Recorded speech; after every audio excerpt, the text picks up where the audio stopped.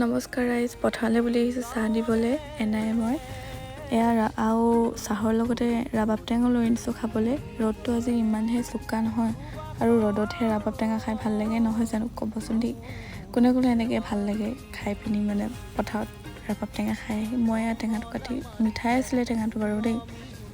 আৰু এয়া মই গা চা ধুই মেলি মুখত কিবা এটা ঘঁহি লৈছোঁ, নহ'লে ঠাণ্ডা দিনত মুখত কিবা এটা নঘঁহিলে মুখখন টানি টানি ধৰে। এয়া ষ্টাম্পটো আৰু লগাই লৈছোঁ নহয় জানো। আৰু ঘৰতে আছিলে লাই শাক ছিঙিছোঁ। লাই শাকে আৰু কিবা এটা বনাব লাগিব। ঘৰৰ যিহেতু লাই শাক খাই বহুত বেছি ভাল লাগে।